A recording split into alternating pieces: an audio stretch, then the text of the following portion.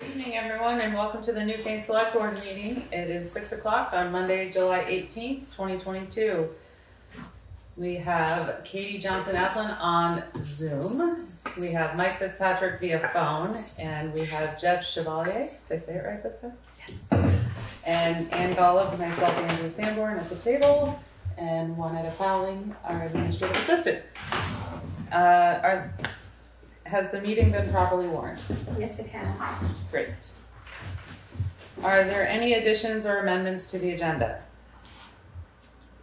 You want to move something? I would like to make a motion to move Judge Barnett and Ted Brady to before our regular business, so they don't have to listen to all of our stuff if they don't want to. Is there a second? I second. Any discussion? Hearing none, all those in favor say aye. Aye. Aye. Aye. Aye. Opposed? Abstentions? Great. So with that, we would like to introduce Assistant Judge Lamont Barnett, who is sitting at the Windham County Superior Court Civil Division here in Newfane. We are happy to have you here. Thank you. For some reason, my video won't turn on. I don't know if that's something that somebody there needs to enable or not. We're checking. I had to press my video button to make it come on. It didn't come on automatically. Yeah, I'm doing that, but the red line stays through it. No. Able to. It says the host has stopped it. No. No. Well, no matter, I guess. Okay. I kind of asked to be on the agenda for tonight to gauge if the town of Newfane has any interest in using, here we go, and using the Sheriff's building. As you probably know, Sheriff Anderson is going to be vacating that building shortly, probably within the next month, and the covenants on the building, even though the county owns it, we have to make sure that whoever is there keeps the building open for public use. There have been other people that have expressed interest in the building, but I really thought the town should get the opportunity to see if they're interested in the building at all. I really can't think of a better use for Newfane than to have the town using the building for some purpose. We're not looking necessarily for a rental stream. What we would be looking for is for somebody to take over the operation and maintenance and upkeep of the building. Any agreement would obviously have to be a written lease, probably reviewed by our attorney, your attorney, if you so chose one. The barn would not be part of any kind of agreement. We would continue to use that. We would continue to upkeep the grounds, mow the lawns, and those types of things. But we're, like I said, really just want to gauge if the town has any interest. Could you talk more about the conditions of the lease? How many years you might be thinking about? I'm happy to talk about that with it. Whatever you guys are looking for, really. I mean, one of the other potential tenants wanted it for 30 years. I'm not sure I'm comfortable with that. But then again, I don't want to be coming back every year and talking about whether somebody's going to stay there or not. I would think probably like, I don't know, 10 years or something. I don't know what your needs are, really. Okay. Mm-hmm. Would someone be available to do a walkthrough with members of the board and employees from the office here? Yeah, Mark Anderson would be the guy to connect with for that. Okay. And I'm sure he can make time whenever it's good for you. I don't know. You guys probably can't make it during the day, though, can you? I think it just depends on the who and the day. So we can get some times from Mark and go from there. What is the time frame you're looking to have this settled by, or a decision from us? It'd be nice to get it before winter. Okay. Now, what kind of a lease thing is it though? Is it like so much a month or year? How does it work for you guys? If the town did it? You mean per cost? Yeah. Yes. Well, like I said, the county's not really looking for a rental stream. We're really looking for somebody to take over the operation and maintenance of the building and upkeep. Okay. So, I mean, if you were to put a building like that on the market for rent, I would guess it probably would be in the $2,000 to $3,000 a month range. So, No, I just think the county's willing to forego that. But, we want whoever goes in there to, pay for the oil, the electricity, and minor maintenance, major maintenance, the county probably would still be involved in that. Okay. Who would have the information about what those regular monthly expenses are like for that property? Do you have that, or would Mark have it? Yeah, I would have it. I can send you what we pay in oil, because that the county pays for all that. Electricity, I'm not sure is going to be relevant to you, because the sheriff's going to have different use than you would. He has a lot of stuff in there. Yeah. That the town probably wouldn't. Well, my suggestion is that if we could set up a time with Mark Anderson to do a walk through the building to see what the inside is actually looking like, and then have another conversation and get the information about what the extra expenses are. I assume it's set up, I've never been inside, but I assume it's set up like a jail. No. No, I believe it was redone into office spaces. Really? I think there's offices. There are still jail cells there, though. Yeah. Okay. Judge Barnett. 1 second, everyone. 1 second. All right, can we have everyone raise their hands when they'd like to speak, please, so I can keep it, so we're not talking over each other. Anne. I just wanted to clarify, any work that would need to be done to renovate the space, would that be our expense or something that the county would share? Well, that depends on what you're talking about. If you're talking about moving walls and stuff, I probably would say that would be the town. Again, the county really would like to exit the building as best we could and make it available at no cost. Okay. Yeah. Can I speak? Yes, Mike, go ahead. All right, because, I've been thinking about this for a little bit, like, some of this ARPA money stuff, and like, I've even talked to it with Missy and different ones like that, and, I haven't brought it up like this, so I've been looking around trying to find a place, and, we all keep talking and trying to bring in families with kids and different things into the town.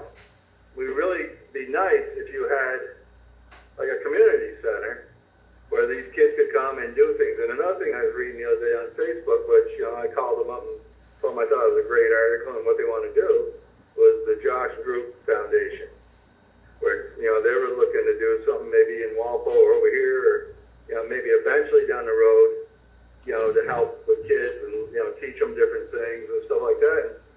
Something like that could be a good place for something like this, I think we need things, to get kids involved and places like that to go. And I mean, even that place might even be a good place for, like, even like a community thing for senior citizens to go into and, come and, mingle for the day and stuff like that and talk and whatever, do things, games set up or whatever they do, but I would definitely be interested in the board looking at it, I would suggest, because I think we really need something to try to draw in these families with the kids and something to give kids something to do. That's a great idea.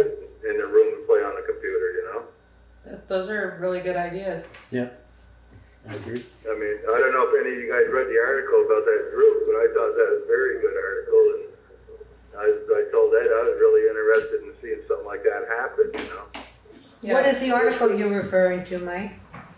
Huh? What is the article? The thing on Facebook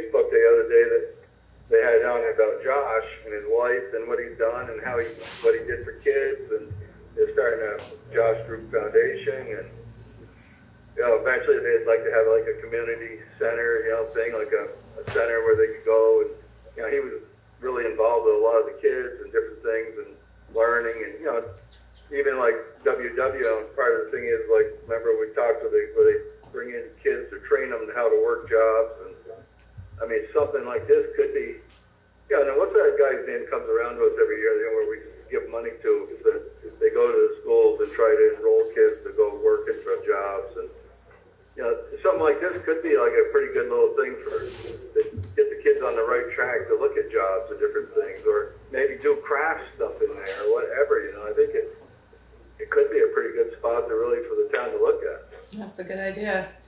Are there any other comments? Katie?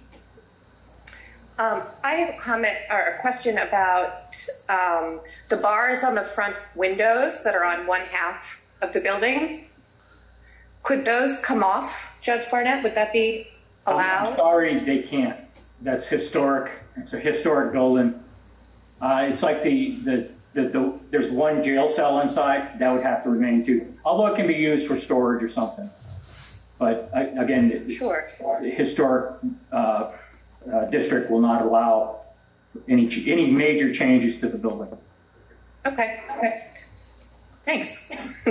Ken? Yeah, I would say that Mike's comments about the possible use of the building tracks fairly well with many discussions that we had in the Planning Commission with respect to the ARPA funding. Because you're talking about a community center, for senior citizens, the youth, business incubation, other kinds of activities that pertain to the common good of the whole town. So with that, we should contact Mark Anderson, Moneta, and ask him for several days where he's available to do a walkthrough. Who is interested in doing that? I know Moneta wanted to go, and whoever's working here can go. So we have Ann and Jeff going, and Ken, do you want to go? And Ken. Well, I even think maybe Ken and him for the Planning Commission. Like I said, I think, could they have use of the little field out front too? If they wanted to do like a little soccer thing out there to play on, or just for the kids to play out front if they needed to, or something like that. Yeah, we actually allow people to use that now. Right. The Heritage Festival sets up there, and yeah. Great. I mean, I think it's a great place to look at, and I think it could fit in with, like I said when I talked to Eddie the other day. You guys, if I can find the article, I'll send it to you, because it was a great article. I mean, it told about Josh, and then I called up there the next morning and just told him how well written that was, and it really moved you, and I thought it was a great thing, And I'd love to see something to be able to help out with the community. Well, good. We will set up a time to meet and get in there to check it out, and then we'll be in touch with you. Okay. Well, great talking to you guys, and I'll wait to see what you think. I will say there's really no large rooms in the building. I don't know what walls could be moved if you need a large room, but check it out and see what you think. The ground floor is accessible. There's a ramp. There is no elevator in the building, so that would limit the upstairs use probably. Well, great. Thank you for the offer. Yeah, thank you. Thank you. Okay. Thank you, Judge Barnett. Thank you all. Good night. Have a good night. Good night. And next we have Ted Brady, the Executive Director from the Vermont League of Cities and Towns. Good evening. Glad to have you here. Good evening. Thanks for having me, and thanks for being so flexible to have me remotely. This is fantastic. Yeah, sorry we missed you on your drive by Newfane. Yeah, and so I've made this goal of visiting 2 select boards a month, and they all meet on Mondays. So tonight I'm in Waterbury. I'm coming to you live from the Waterbury Library, where I will attend this select board meeting next. Well, hey, if it's okay, I have a quick PowerPoint presentation that'll help with my hopefully 5 to 10 minute presentation. That would be great. Juanetta, would you like to present it, or would you like me to? I can do it for you. Oh, great. Okay. So, most importantly, I'm here because you folks are members of the Vermont League of Cities and Towns, and I want to make sure you know what we're doing for you, and also find out what you need from us. And to do that, I just want to quickly do a little bit of level setting about who we are. And once the slide deck is moving, you can take me to the next slide or take me there right now, whatever you prefer. So just as a reminder of what we are, the Vermont League of Cities and Towns is an instrumentality of government, of you. We are owned and operated by our members. Every single city and town in the state of Vermont is a member. We're a membership organization. You're members by choice. Since about 1996, every city and town has been a member, and I'm pleased to say as of July 1st, I had to change this slide from 246 cities and towns to 247 because Essex Junction became a full-fledged city. It's a full-fledged member now. In addition to being owned and operated by the towns and cities, there's another 142 units of municipal government, like our county court systems, like the regional planning commissions, our villages. They also are members, but they're associate members. They don't own us like you do. Really quickly, the 5 things that we do. So we were created 55 years ago and really created to try to be your voice in the State House at that time. Since then, we've grown. And we have these 5 central things. If you look over to the right-hand side of this slide, we provide you support in everything you do. We provide, doing trainings on open meeting law, on the Public Records Acts, on budgeting, you go down a long list. We provide clerk's assistance, we provide listers assistance, we provide, fence viewers assistance. At really every level of government, in municipal government, we're offering some sort of service for. We have more than 1,200 pages on our website of cataloged resources for you to access that we've created over the years.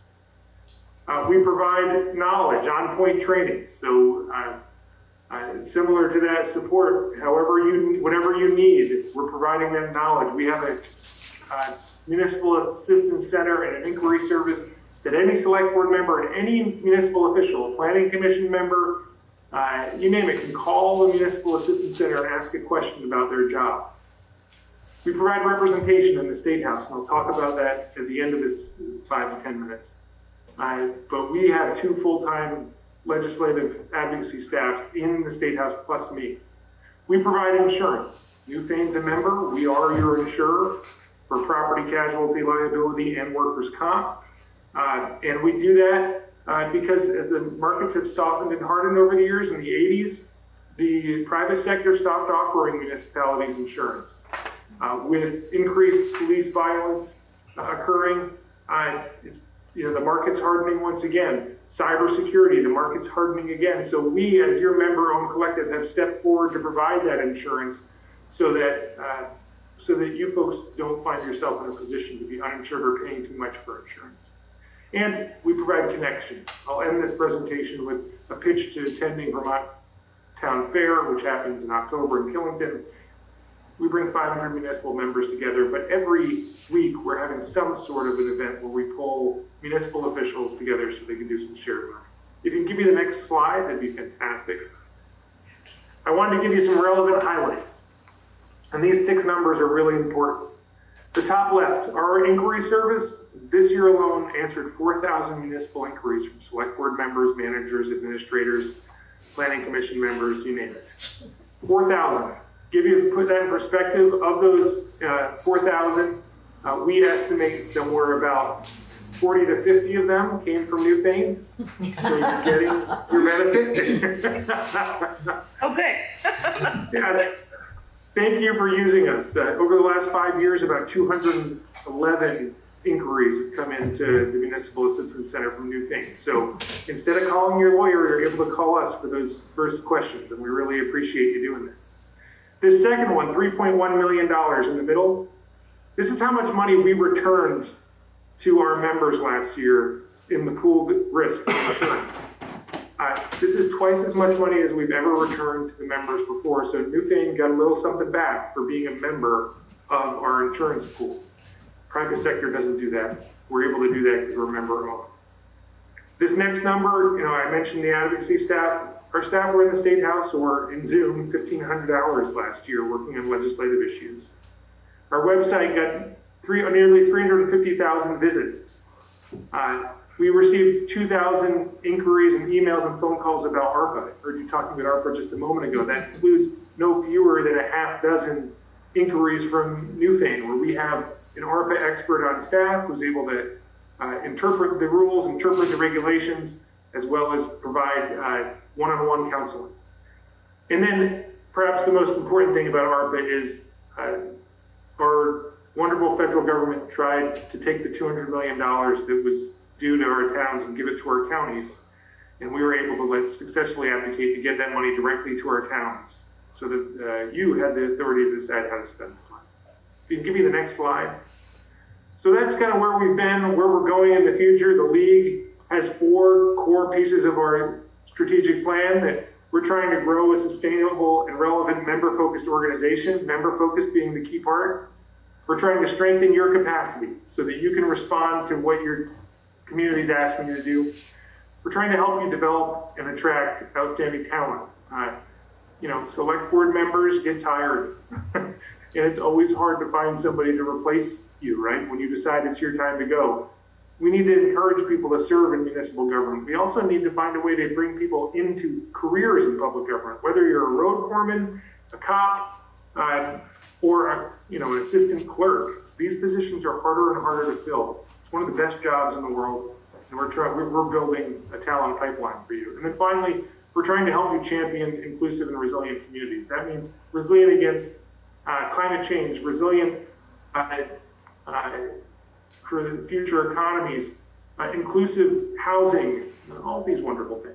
You can read more about the strategic plan online, but I'm trying to keep you in under 10 minutes. Next slide would be great. So I wanted to highlight 3 areas that we're helping you right now. I mentioned ARPA. I heard you mention it. Also, just know that we still have this program stood up. The website is vlct.org/ARPA. We have new tools there almost every day. We continue to encourage people, we advocated for increased flexibility, you got it, but we encourage people to spend their money kind of in these 3 core areas. Promoting and prioritizing good governance by engaging the community. It sounds like you folks are talking about this, which is great. Leveraging ARPA aid by getting more federal money. Don't just spend your money, get somebody else's money when you spend your money. And invest in long-term economic recovery. So that's one of the areas. If you take me to the next slide. The other area we've been asked to help by many communities is in justice, diversity, equity, inclusion, and belonging. And I just want to highlight your league has put significant resources into trying to build tools for you should you decide to go down this path. We have a website, vlct.org/DEI. We have an equity committee that's made up of about 15 municipal members that are trying to advise us on what we should be providing to you to help with equity. We just built a plan. We're about to announce the welcoming and engaging communities cohort where even select board members and staff can have a 6-month intensive training session about equity, diversity, inclusion. We're about to launch a fantastic toolkit. This Thursday. We anticipate launching a toolkit that has 10 different sections that can help you figure out how to deal with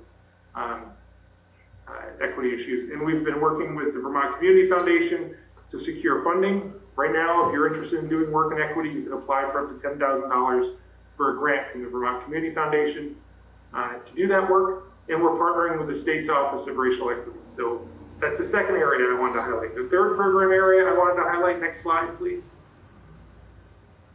was information technology. I mentioned cybersecurity.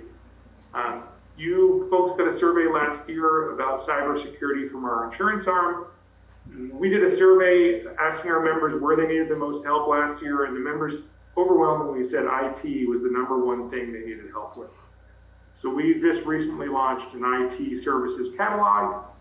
model RFQ template if you're looking for IT services as a town, and some advice and guidance. We're also partnering with the state and with Champlain College to try to bring you actual tools to do IT assessments, so you can look at what kind of vulnerabilities you may have and provide some assistance in addressing those vulnerabilities. So this is all on our website. Those are just 3 things I wanted to highlight that we're working on.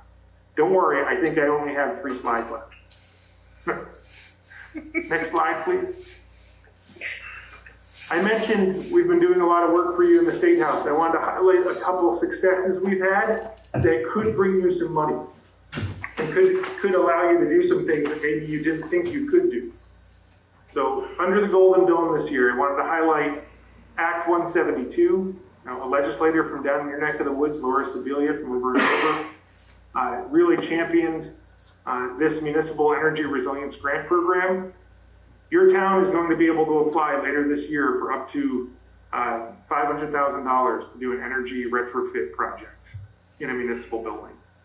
Newfane's pretty high up there in those energy vulnerability charts, so you should score well. You can get an assessment done, an energy audit done. You can have, you can apply for a grant to put the assessment in place, to put the recommendations of the assessment in place, and you can work with the RPCs, which are getting some funding too to do some of this work. So wanted to really flag that in case you weren't aware. There's a great opportunity there.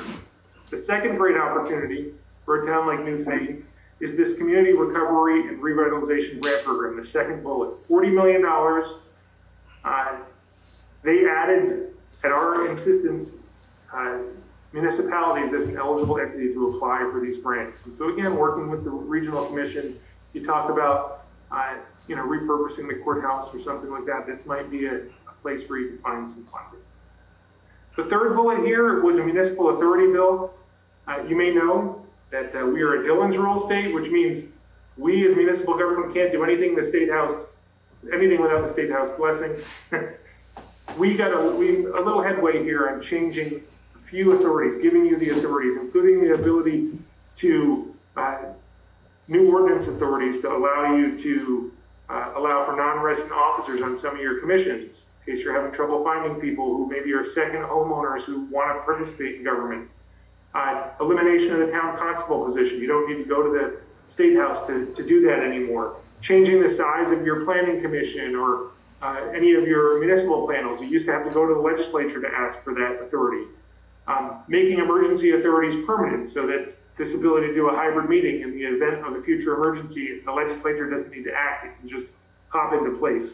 And changing municipal deadlines, something that you can do now. Seems like small potatoes, but this is the legislature devolving some authority to towns that they had not previously done. Really quick, preserving qualified immunity for law enforcement officers, expanding Think Vermont recruitment incentives, which is this whole pay people to move to Vermont to municipal employees. It didn't include municipal employees before this session. Creation of a federal assistance program here at the League to help you access some of this trillions of dollars of infrastructure money. We're hiring right now. If you know anybody who's good with grant writing, send them our way. We want to hire them so they can help you. And then really championing some huge housing investments, including municipal planning grants, expansion of Act 250 exemptions. Read more about it at our advocacy, our legislative wrap-up. If you don't read that, you should. All right. Second to last slide, call to action. Thanks for putting up with me. I have 4 things to request of you tonight. 1, Newfane is eligible for loss control grants because you're a passive member. Loss control grants are things like cameras to prevent theft, backup cameras on trucks so you don't run people over. Things that will reduce the likelihood of you having to incur an insurance claim. Up to $10,000. They're based on how much your premium is. Newfane being smaller wouldn't be eligible for the full $10,000, but there are a few $1,000s you'd be eligible for. And this year there is no match requirement. So if you folks are thinking of doing anything, I'm imploring you to apply for a passive loss control grant this year. The second thing I am asking, we're offering municipalities full reimbursement to enroll in some cybersecurity training, something called KnowBefore. There's more information on our website. You can also contact your passive loss control folks. I think Wade is your guy down there. Wade Masur, right? Does that sound right? Yes, it is. Yep. You can contact Wade and ask him about this, but this is a fantastic opportunity for us to fully reimburse you. So it would be free to you to do some cybersecurity training and phishing training for your staff and employees. The third one is we have an ancillary benefit program for things like dental and vision, life and disability, pet insurance, health advisory services. You're not using them. If you're looking for a way to make your road crew happier or other employees in town, this is a fantastic way. We get a pre-negotiated better rate than you would in the private market. And these ancillary services are really helpful. My final call to action is we've eliminated the VLCT News print publication. We communicate with you digitally now. And I'm asking you to, if you're not getting our emails, we send out a bi-weekly email that will come out tomorrow. It comes out Tuesdays, and we send out a monthly journal, which comes out on the middle Thursday of the month. That comes out this Thursday. Those are the two main ways we communicate with you. If you're not getting them, please consider subscribing at mailings@vlct.org. Next slide. Quick heads up, I mentioned Town Fair. I'm going to end with Town Fair. It's October 6th and 7th, not too far from you in Killington. We have an annual meeting and awards dinner that we'd love you to come on Tuesday night, and then nearly 20 educational sessions over the 2 days. I hope the select board will consider coming. I hope you'll consider encouraging staff to come. I hope the clerk will come. I hope your planning commission members will come, you name it. Next week, 2 weeks, no, next week. Geez, the end of July is almost here. A government finance overview for select board, the webinar, check it out. We hired a brand new government financing expert who has municipal experience putting on this session for the first time. And then finally, a celebration of our downtowns and villages with Senator Leahy on Thursday, August 11th in Montpelier. That's the end of my prepared remarks. If you give me the last slide, my only last thing I want to ask of you is if you're on Facebook, that's the only social media VLCT is using right now. Follow us on Facebook. It's a great way to keep up to speed on the events and the news that we have. Thank you for putting up with me. What kind of questions do you have for me? All right. Well, who has questions? Anyone? I just have a comment that there's no way to do this job without all the support and assistance that we get from VLCT. I actually am surprised that it's only 50 calls that we've made. I would have thought that would have been just from me alone. I know others certainly use you as well. And thank you. Yes, thank you very much. Thank you for all the services you provide for us. Thanks for saying that. It means that I'm a relatively new executive director. I've only been here a year. But that comment right there is the number one thing I hear. Is like that inquiry service and the stuff, the lawyers, there's 4 lawyers. We hired a new lawyer, so we're up to 4 from 3. That seems like the most valuable thing that our members get. So thanks for saying that. Yeah. Deborah Luskin. Yeah, hi, my name is Deborah Luskin. I am the Newfane Town Moderator, and I'm just going to put a plug in for a little more help with that town meeting tune-up. We could really use some help with hybridization of our town meeting. We can't do it all one way because not everybody can get there, and we can't do it all digitally because not everybody in Newfane has access to the internet. But after 2 years of no town meeting, I'm looking forward to being able to hold it in March this year in person. But I know that there will be some people for who will only come now by internet because for a variety of reasons. But to increase participation in democracy, we need help with figuring out how to do that. And you guys have always been helpful for town meeting. Thanks for mentioning that. I'll put that one on our list of to-dos this January when we do our town meeting tune-up. That would be a great focus. Yeah. And, we've been learning with you, and we're tapping the minds of those towns that have done it really well. And we'll put that one on the list. My first plea would be to do town meeting tune-up digitally. Montpelier's kind of far away. Yeah. That's very meta. Yeah, I like it. Yep. Question, Anne? I have a question. If you could talk a little bit about the work that was done this year about trying to, not sure if simplify is the right word, or correct Act 250. Could you just talk briefly, because I know that your position was different than many in the legislature, and I would just be curious to hear more from you. Because Yeah, we're in the middle of an Act 250 application right now for a gravel pit.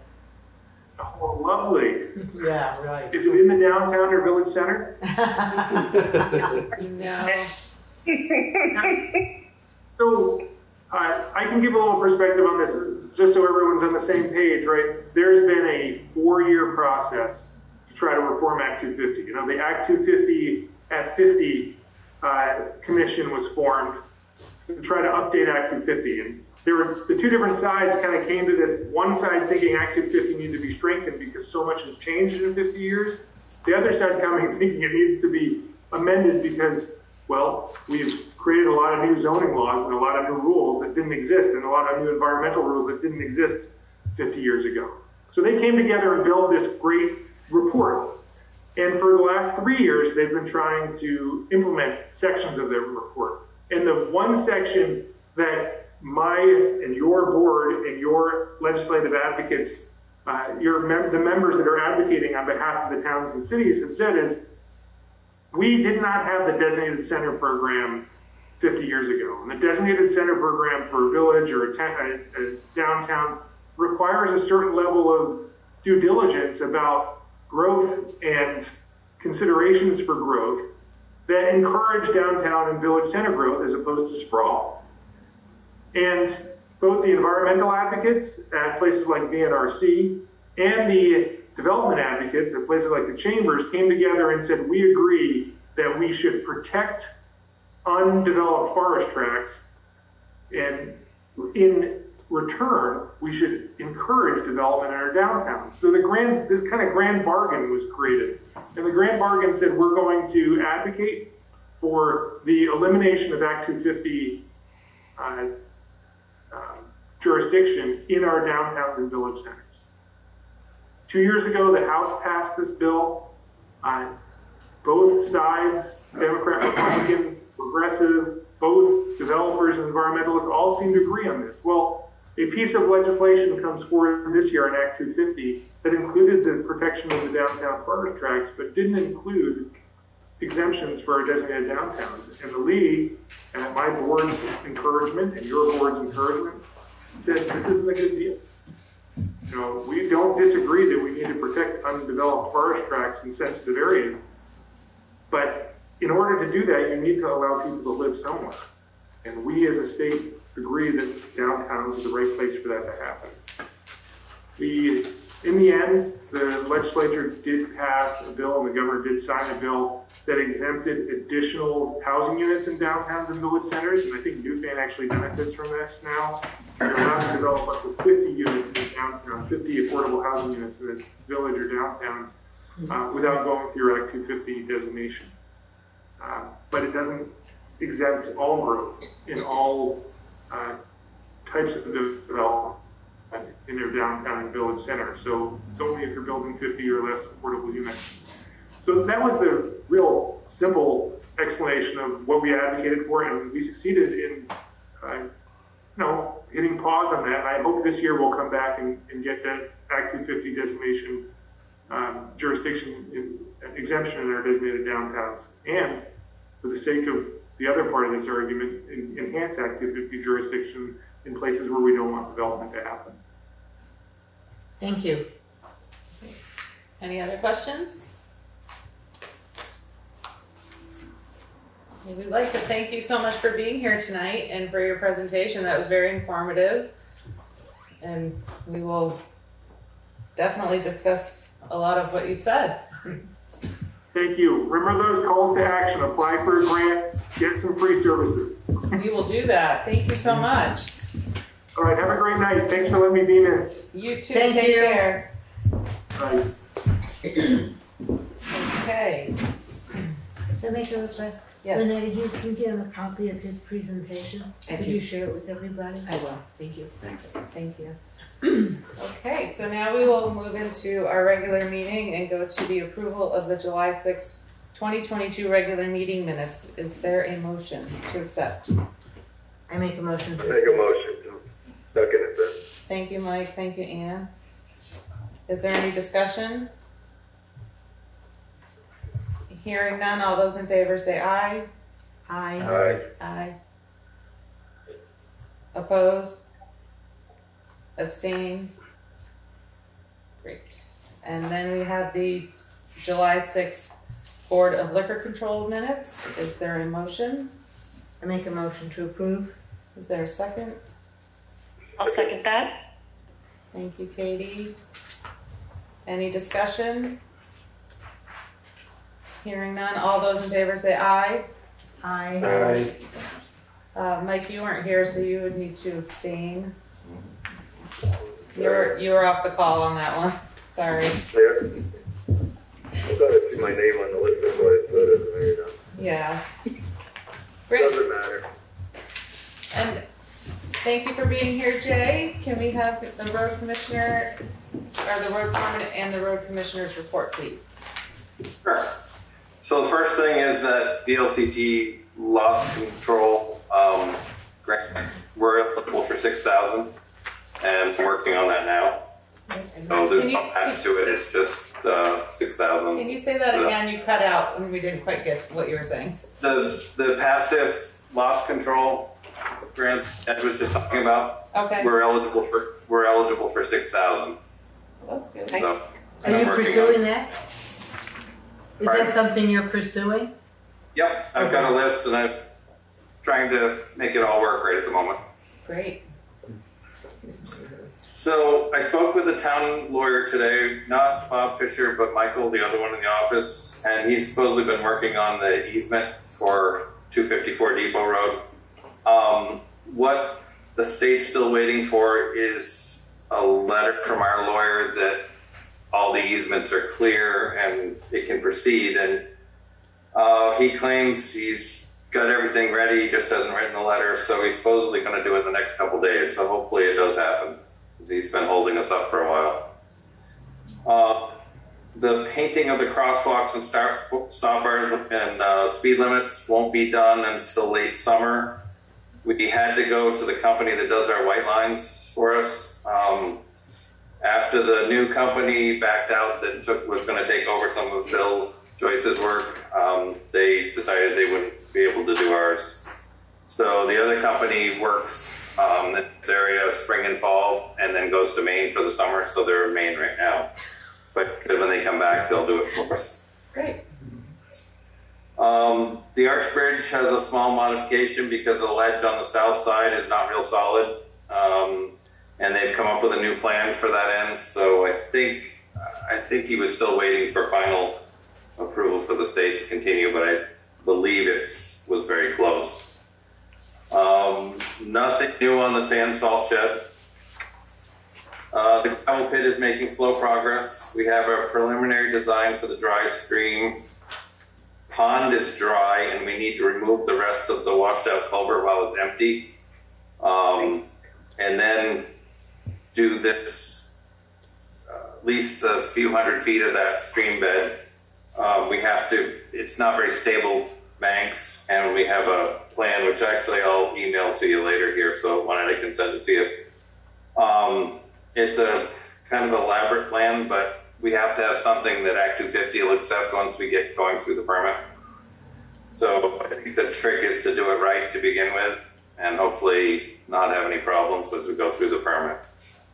The sound study is going to be approximately $1,200 cheaper than quoted, which was good. And I was hoping to hear back by now from the archaeological consultant with a price for doing the level 1 archaeological study for Act 250, which is kind of the basic one, unless they find something that's interesting, and then we might have to go deeper, but I don't believe they're going to find much, since it's all been kind of worked over at one point. So I'm working on getting a gate put up to keep the cars out of the pit. We had a little problem a couple of weekends ago with some people being in there, so we're working on that right now, trying to get a gate up. And I met with Kirk from Vermont Protective Coatings on Friday at Monroe Bridge, and they expect to start the work on the steel structure part of it very soon. He's been working at the other end of the state this spring, so now he's ready to move down here. So hopefully you'll see somebody up there. You won't notice that they're there, other than you'll probably see cars. They'll be under the bridge working, so they're not going to disrupt traffic at all. That's good. And that's it. Great. Is there a motion to approve the road foreman and commissioner's report? I make a motion to approve it. Thank you, Mike. Is there a second? I'll second. Thank you, Jeff.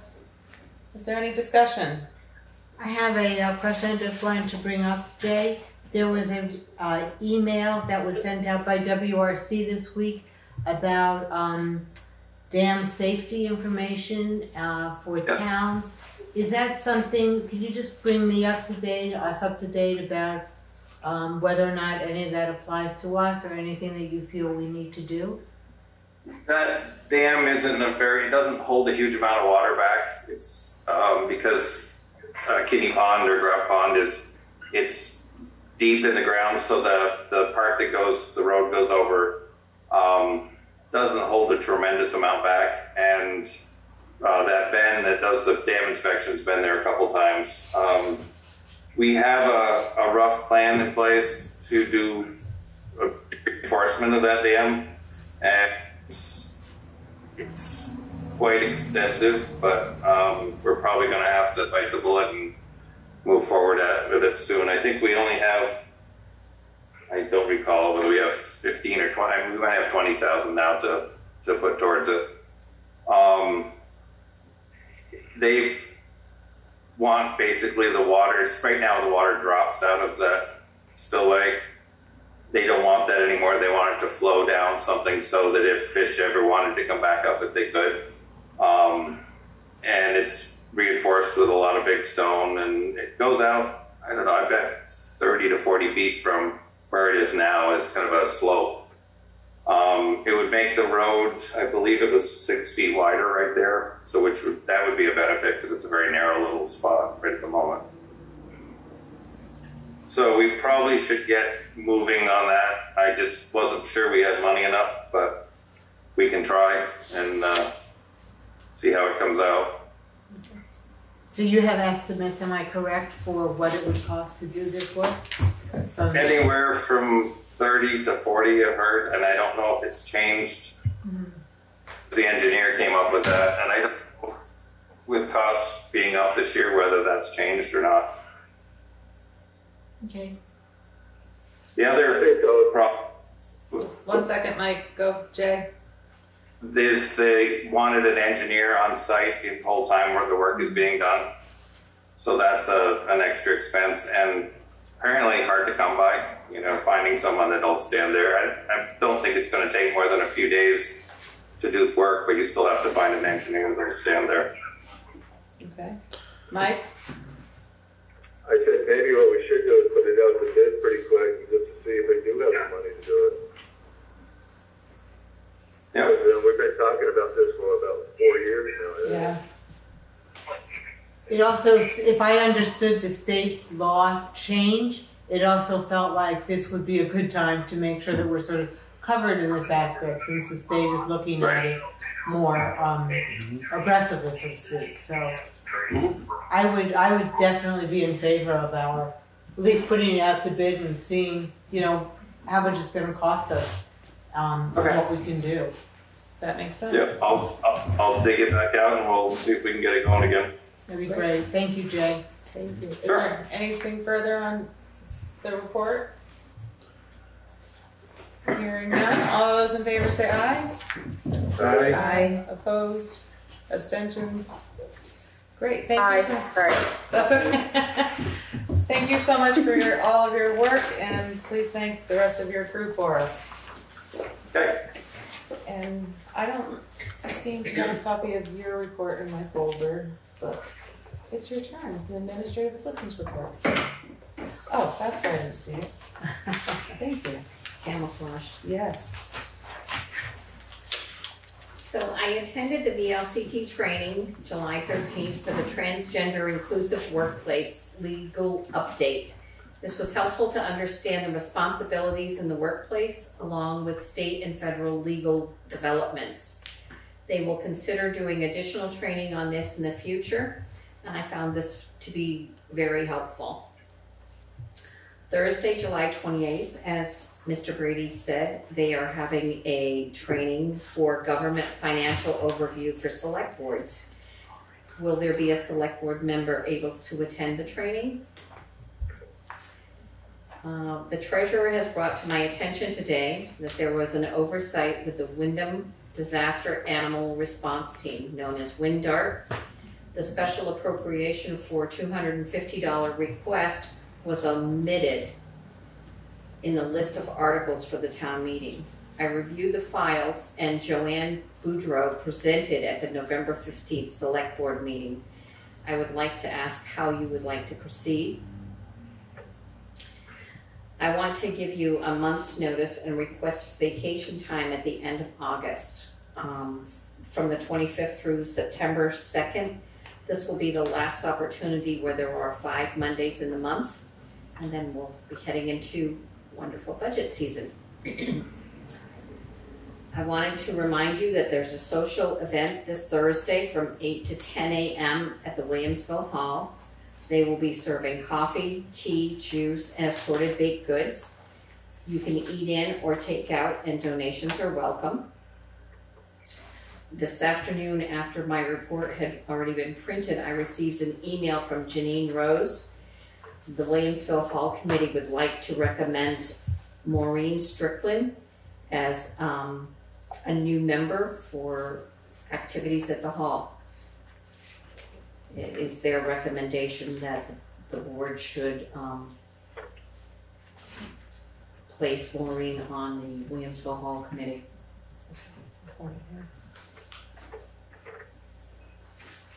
Okay.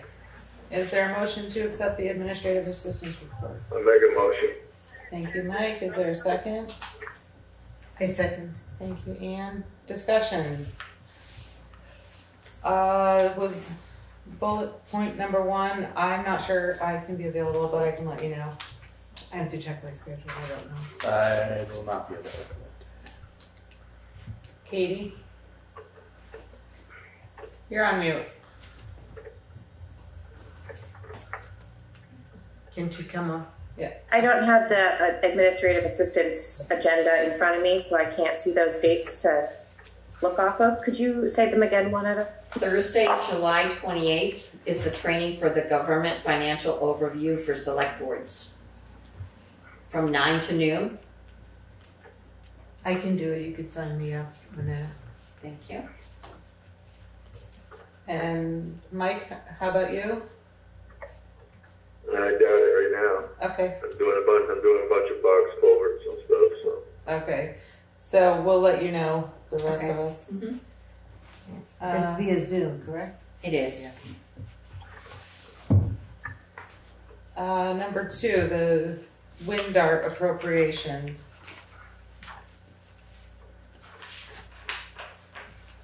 So can you explain what happened? It was omitted? It was omitted as the article. She presented on the 15th. We had the information, the application and everything, but when I listed the articles for town meeting, it was not one of the voted. I don't understand. If you listed it. It wasn't listed on the articles for town meeting vote. Okay. So then what are our options at this point in time? I think maybe we should call VLCT and ask them what they think so that we do this all correctly. What does anyone else think? Sounds good to me. Yeah, sounds like a plan. So could you reach out to VLCT and ask them? Yes. And then report back? That would be great. Vacation time, I don't see why not, if you have the time. I do.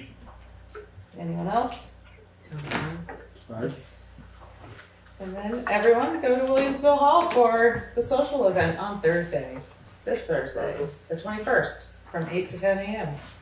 Is there any other comments or questions on the administrative assistance report? Maureen Strickland. Oh, yes. And is there a motion to appoint Maureen Strickland to the Williamsville Hall Committee?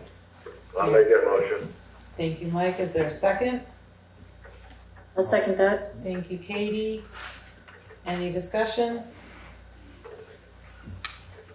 Hearing none, all those in favor say aye. Aye. Aye. Opposed? Abstentions? The ayes have it. Great. Welcome aboard, Maureen. It's wonderful. I'll send her a letter tomorrow. That would be great. Thank you. All right. Anything else on the administrative assistance report? If not, all those in favor to accept say aye. Aye. Aye. Aye. Opposed? Abstentions? Great. Thank you so much for your hard work on it, Ed. Thank you. And now we have our committee report and the Planning Commission, Ken Estey, but we also have Jane and Kate here too. Good evening. Welcome. Yes, thank you. Always great to be here. Always a pleasure to have. Yes, once again, for us to be here with you is an example of the collaboration that we so highly value between the Planning Commission and the Select Board, which is a hallmark of good governance and the work that we intend to do. So thank you always for putting us on the agenda. And I would say that the major development over the last couple of weeks is putting into place a process inside the Planning Commission to decide on our priorities, going into the fall and into the spring 2023. So, the agenda for next Monday will include a discussion of our priorities and where we think we want to put our attention and where we might, pull our attention, as it were. So that's, I think, a good development for us as we are now close to and maybe really on the cusp of the tiny house bylaw revision process, where that will go into the official approval process with the appropriate hearings and notifications and such. I think with the close of that work, or at least the most intensive part of that work, we can now sort of look up and see what the other items will be. So, and I discussed any number of those 2 weeks ago with the Select Board. So the other major matter I would say right now is that we have received, and I think Juanetta, you might have that letter. So we do have an official letter of resignation from Lynn Forrest.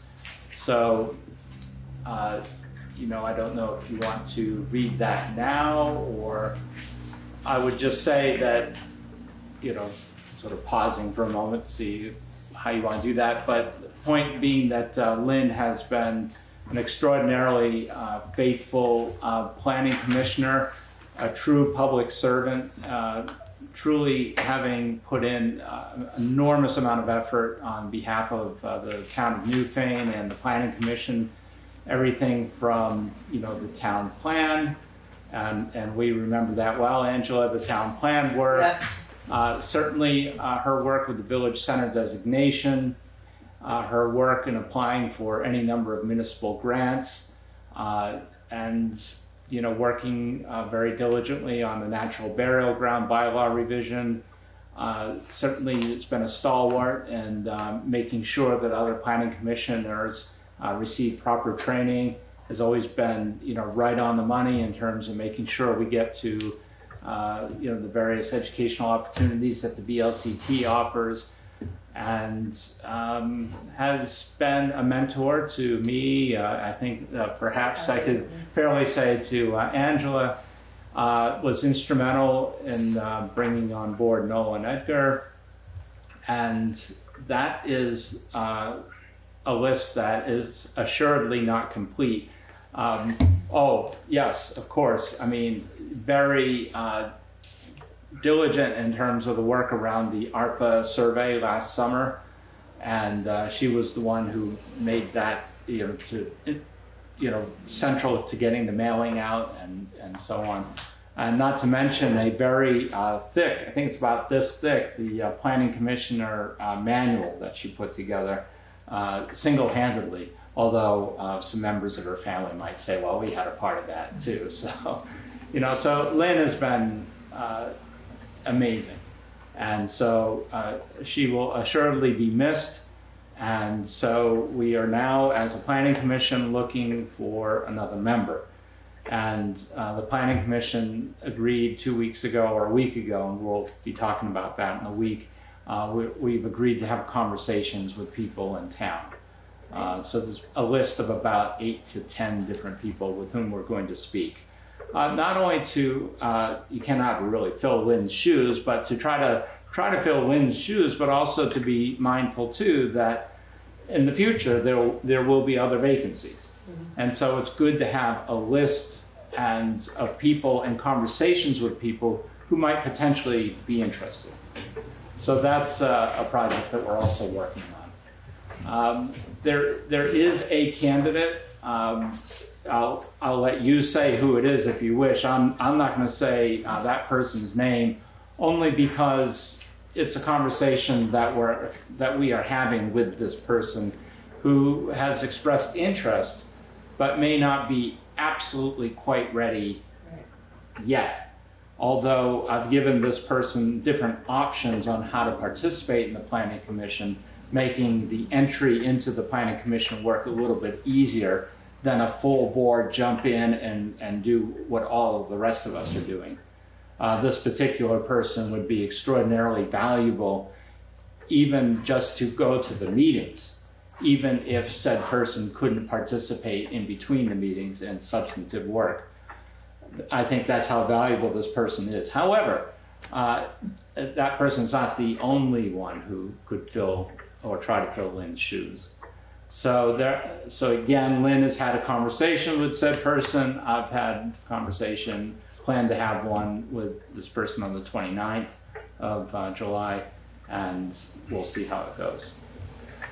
With that, what can I read, Lynn's? Yeah, so, yeah, if right? you want to say who it is, it's fine. But I feel like I just wanted to give them that space. So. Because it's a letter written to the select board, I think we should read it. Yeah. So it's from Lynn Forrest, dated July 18th, to the select board. Dear select board, I have been a member of the Newfane Planning Commission since 2016 and been chairperson for 4 of those years. During that time, the Planning Commission rewrote the Newfane Town Plan, successfully applied for and received Village Center designation status, and received 2 grants from the state of Vermont for that work. The Commission completed 2 community surveys, hosted numerous community meetings, and became one of the first towns in Vermont to enact a bylaw for natural burials.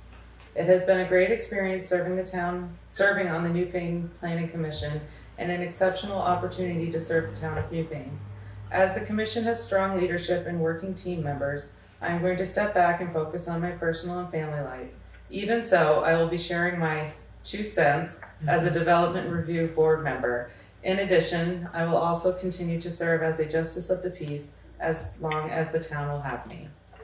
I have spoken at length with Max Vandervliet regarding his interest in joining the Planning Commission and feel he would be a great addition to the Commission.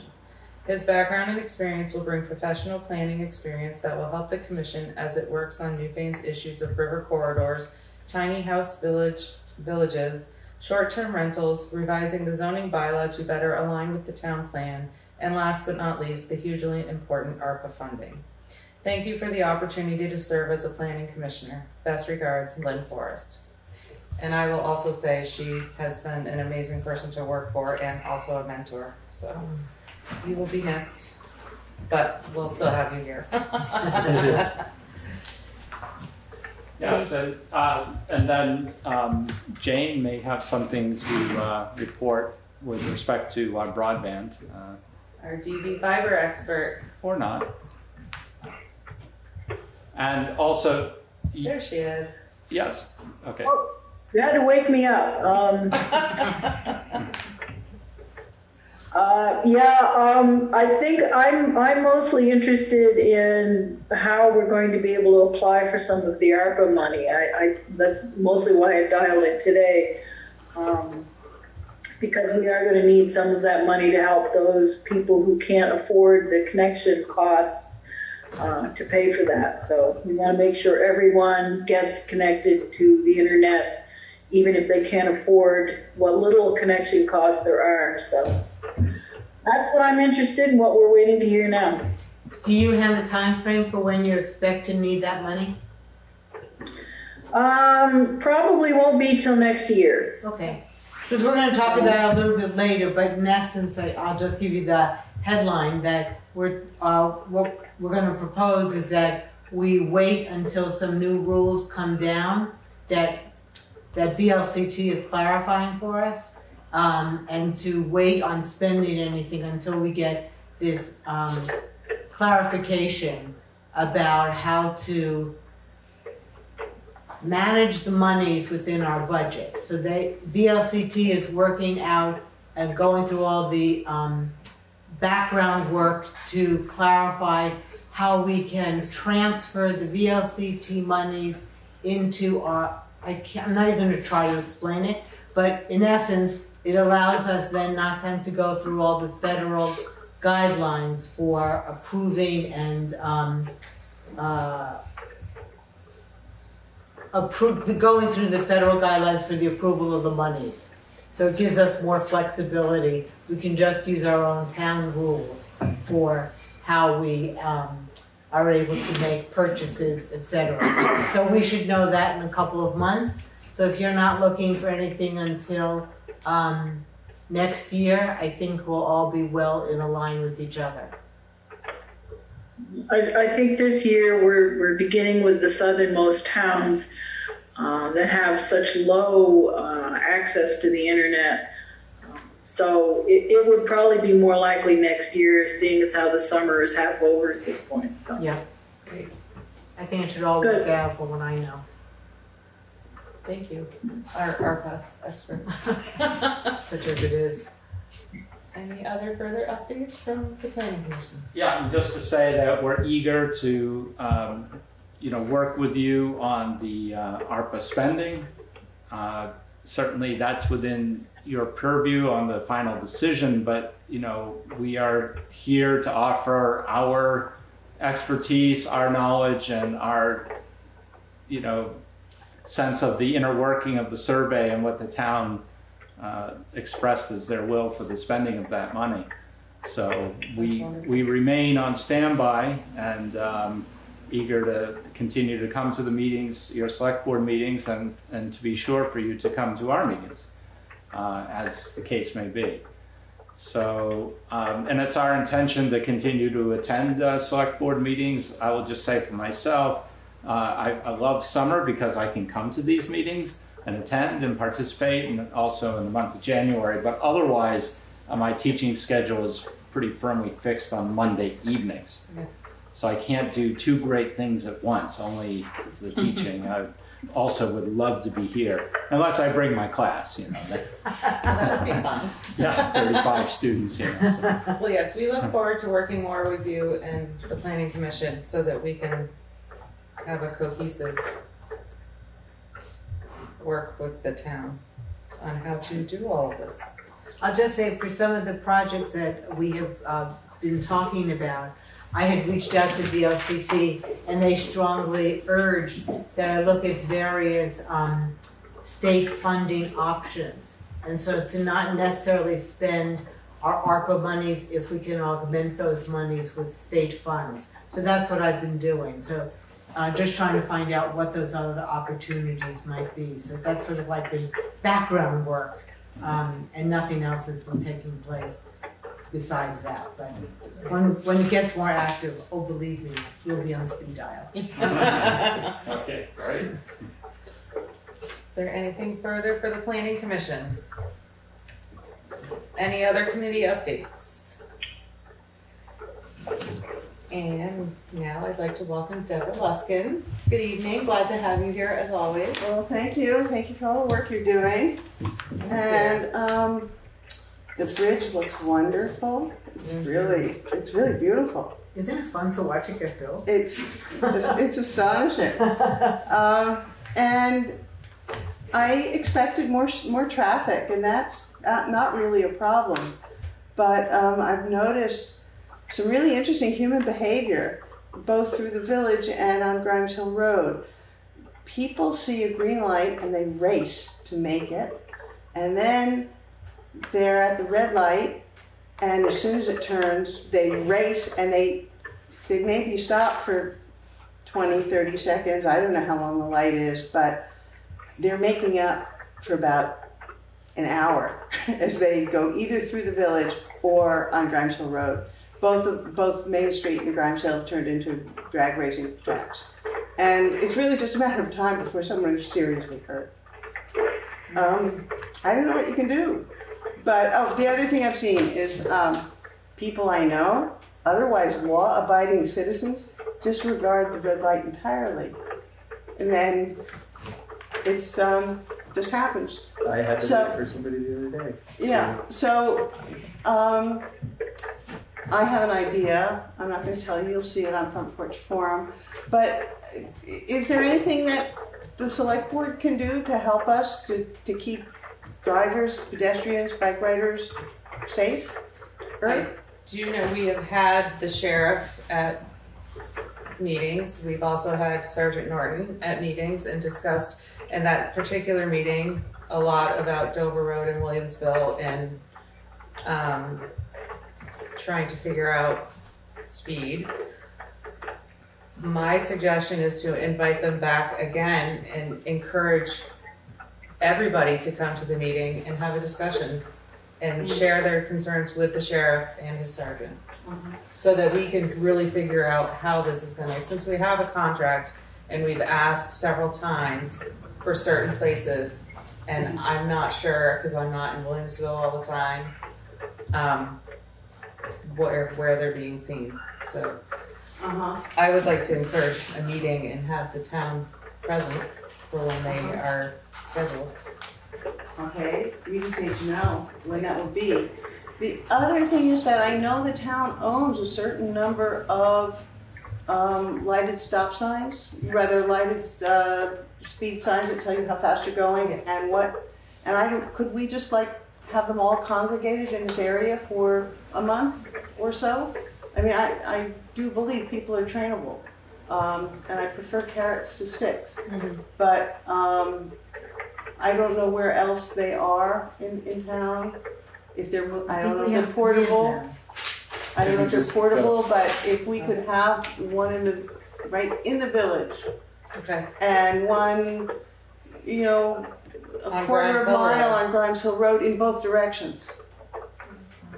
People, let's see, Robin Greed wrote in Front Porch Forum yesterday that she was nearly clocked coming out of Newfane Hill onto Grimes Hill, even after stopping at the stop sign. She stopped at the stop sign. Other people were just flying by. And there have been several accidents from Vermont Route 30 and Grimes Hill Road. Right, which is you'd think wouldn't be such a, you'd think people would stop there. It's getting pretty scary. It is. It's out of control. I like to live in Vermont, life in the slow lane, and I thought Williamsville was really the slowest part. But and I hope that this is temporary. I also hope that we can reverse it, because it's as I said, I anticipated I'd hear more traffic than I used to hear. It's really interesting. I hear it all in one direction is always you can time it, but the other direction, in both directions, people are speeding because they've had to stop for a few minutes or a minute or a few seconds. I don't know what the length of the light is not that long. No, it's not. This is an issue that is way beyond just Newfane. It's beyond Vermont. Yeah, I mean, everyone is reporting this. I do a lot of work on Long Island in New York. This is what everyone is reporting. I was in the Catskills over the weekend. We almost got killed by a car making an illegal turn because he just wanted to get in there. There's a kind of road rage that is going on. And I guess the thing that I have been wondering about is whether or not, I know we could have more police and we could have more attempting to give out more tickets. We could do more signs letting people know. But I've always wondered if we couldn't explore doing more of the the speed bumps and doing the removable ones, so they're not permanent. And so, you know, most people don't want to damage their car. And so you could, I think, it could be totally wrong. I don't know what's legal about what kind of road you're allowed to put them on. But it seems to me that looking into the possibility of some speed bumps that would literally force people to drive slower. There have been several traffic studies and reports done. I know Williamsville had one, Newfane had one. I'm not sure about South Newfane and Brookside, but we'll have to talk to Jay. Yes. He has. Did we get the gentleman who's going to set up the system to collect data for like Chris Norton, I don't know if that's been done. I can send an email to him. Yeah, I'd be curious to know what he gathered from that. Because that was supposed to be right at the end. Jay has some information on numbers of cars going through, and it's just huge. So I've been living in Newfane since 1995. Speed through Williamsville was already a concern 27 years ago. The first article I ever wrote for the Commons in their inaugural edition was about speeding in Williamsville. I had an email from Ann Landenberger this afternoon when she saw I was going to here, and it was listed as talking on Grimesville Road. She says, please talk about the village too. And I have been in this room when we've talked about speed bumps and gotten a lot of pushback about not putting them in. So I am so delighted, Ann, to hear it coming from the select board. It's, you know, for all the research I personally have done on traffic, when they talk about traffic calming, what everyone hates the most, but what is about the only thing that is truly effective is speed bumps. Because either you're going to damage your car or you're going to slow down. So take your choice. I'm certainly. I almost think on a speed bump, I don't know if you can really put them out unless it's like in a 20 or 25 mile an hour zone. I think once you get up to that 30, 35, 40. Oh yeah, I don't think it's legal to put them up on this kind of stuff. But on There's Dover almost Road a mile of 25 from a tenth of a mile before the bridge to the other side, somewhere on the other side of the covered bridge, it is a 25 mile per hour. And it is again in South Newfane. And the 35 mile per hour is maybe 2/10 of a mile from my house, but when people, if they've been going 25 for that just after the light now, they're going 50 by the time they get to my house. And, absolutely. And people are making such horrible decisions too and passing on that road. It's very scary. It's very scary. And I think some. And unfortunately, go ahead, Katie. May I speak for a sec? A lot of people are avoiding Route 9. So we are seeing a whole lot of traffic also coming who are just avoiding Route 9. And they are trying to make up time because it normally takes 25 minutes to get from Brattleboro to Wilmington. And they're trying to do it now on our roads where they're just within our town line from Route 30 to the Dover line are 7 speed limit changes. And it's plus the construction. And it just, it's frightening. You know, the whole thing with the cops sitting there checking radar, you know. I mean, I think if you're going to do it, you're almost better off to patrol it.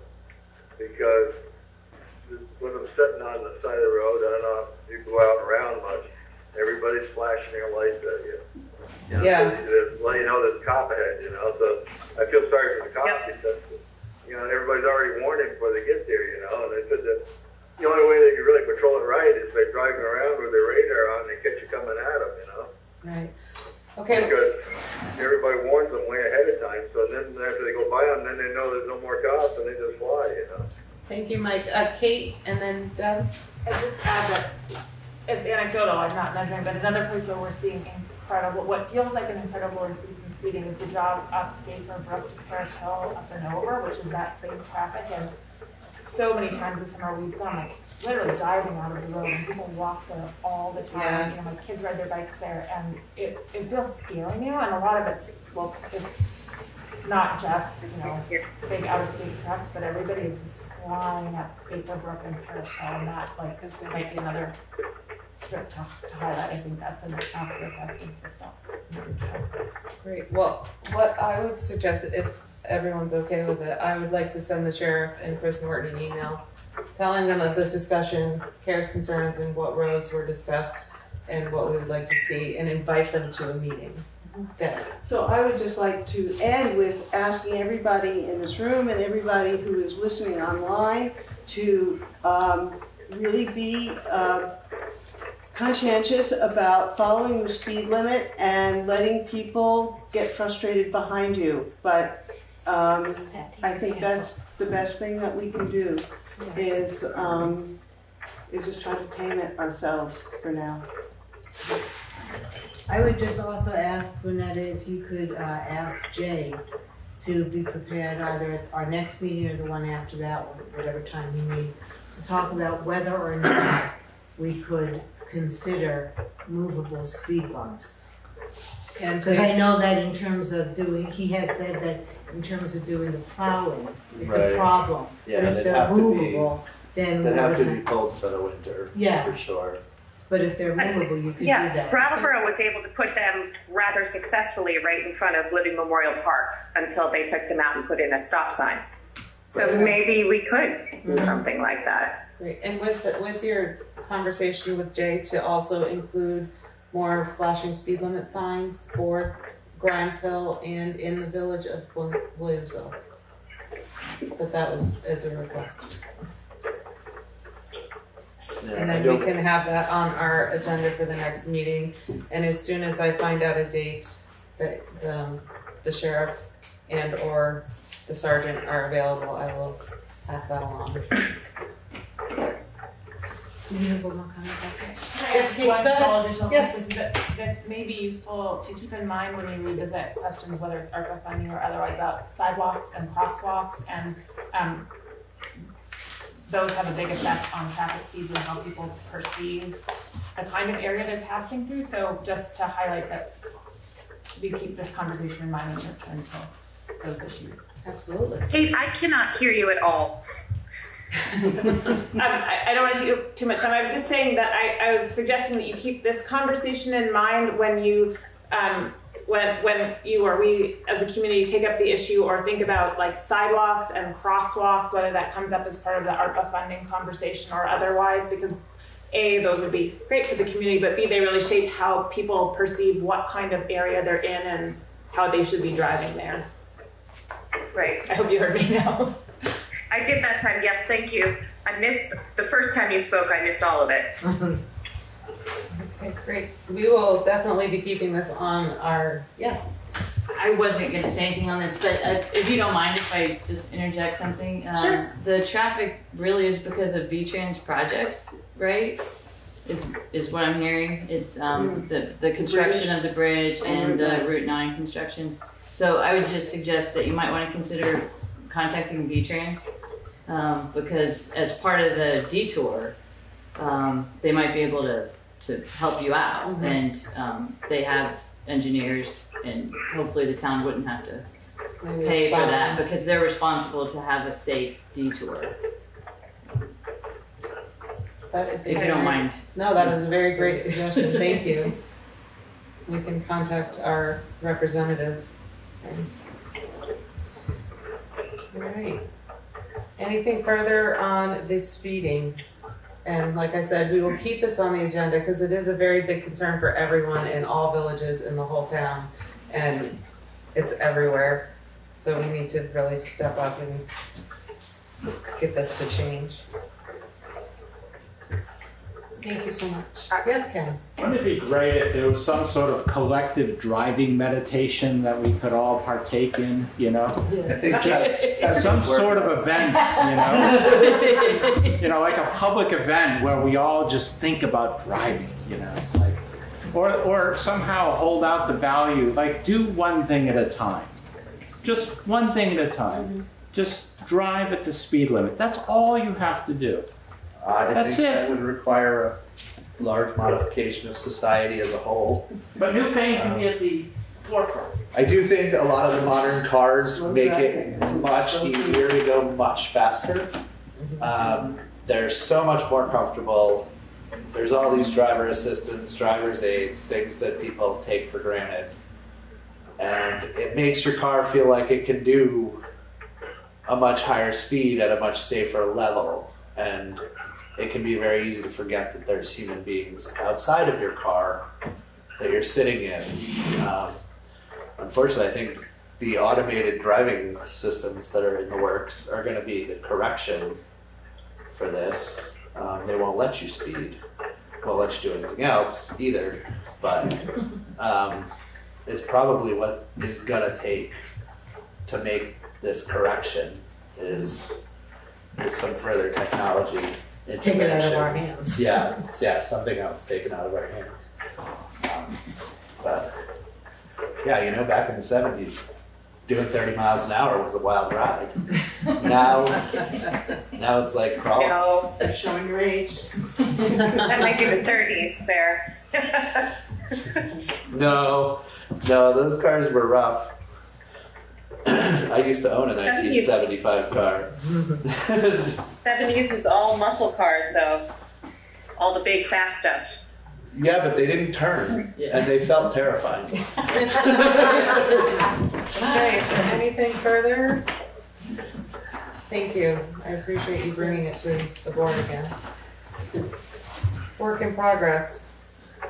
Now we'll move to unscheduled members of the public. Hi. Hi, I'm an unscheduled member. My name is Wendy Harrison. I'm running for state senate from Windham County, and I just wanted to visit. I'm visiting town select boards. It's hard to knock on doors in all 19 towns, but I do want to get a sense of what's going on, what's important to you. It's great seeing you in action. Thank you for your service. It's not easy, but this is what makes democracy work. It's really nice to be here. So I have a website if you want to get in touch with me. I don't want to take up too much of your time, but just thanks for having me here. Well, we appreciate you Welcome being here. Yes, Deb. Well, I just wanted to say something about Wendy, is that she's really interested in transportation. It's really fortuitous that she was here for that.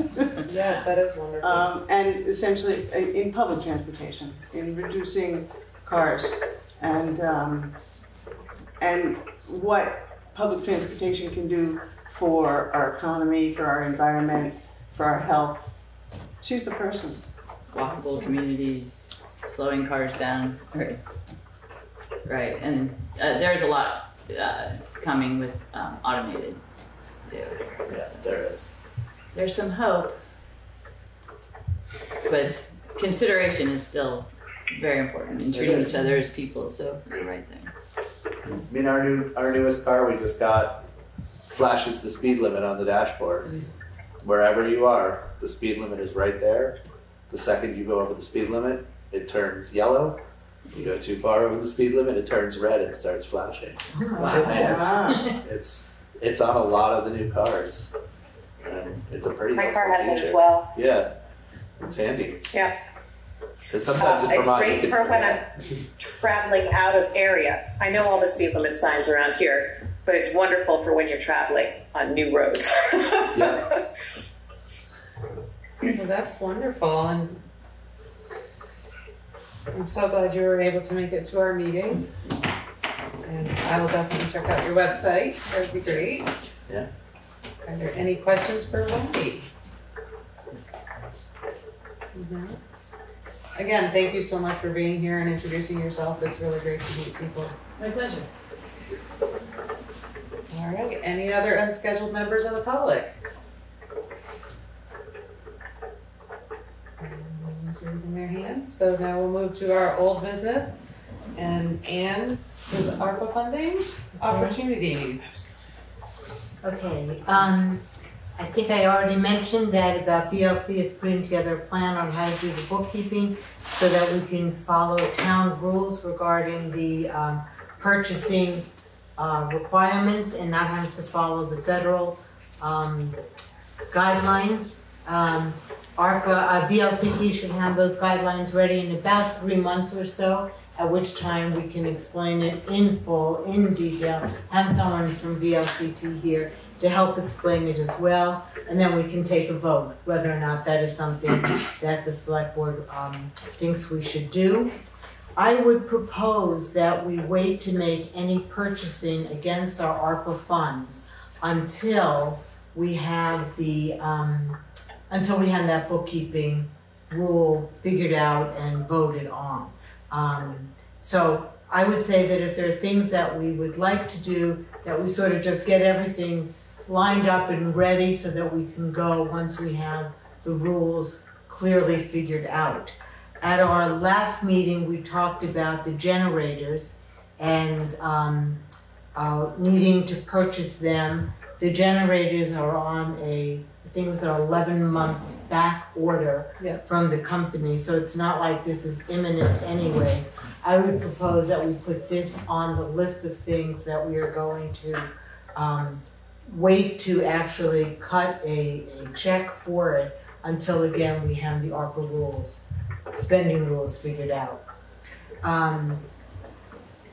With all of these things coming and going and trying to figure this out, it is hard. You know, everyone is trying to figure things out diligently. The folks at WRC who are advising us, the folks at VLCT, and it gets confusing sometimes whether or not you should move or whether or not you should wait. So now it seems pretty clear we should just wait to get some of this stuff clear and to get this new rule figured out in terms of how to make the spending. But I know that people in town are probably going, this is kind of confusing. So my thought was, would we like to set up a page on our town website that is just for ARPA? We could put the information there that the Planning Commission did, the surveys, so everyone has it very clearly understood what the town was asking for. As we're doing research and figuring things out, we could keep it there as well. So it could be a running agenda outline. Or tally, almost, outline. Yeah. Yes, an outline of what it is we're thinking about, how far along in the process we are, and anyone then who wants more detail would know that there's one place they could go to find it, because otherwise they're having to look at different select board minutes and figuring out when it was discussed. So that would be my thought. I would make a motion that we have Winnetta ask Bauman if that is something that he could set up for us, and then we could start populating that page with the information. I'll second that motion. Thank you. Okay, discussion. Who would be in charge of putting all of the information on there? Well, I think we could decide here at the select board meeting what should be put up on the page, and I think anyone who has a suggestion could make it, and then we could vote to put it up there. Okay. Well, like that guy was doing in the state too, they have a regular committee that's dealing with ARPA, so maybe we could even hook up with that, that company from the state and just see what they got for guidelines, and that might be a good guideline for us to follow and see what it does show, That's a good suggestion. Yeah, I really like this idea of the sheriff's thing up here, because, not even so much like, even if it didn't happen in work, I did for like a youth thing. I got a whole couple other ideas I was just thinking about that it might work really well for office spaces of small businesses to come into a spot like that.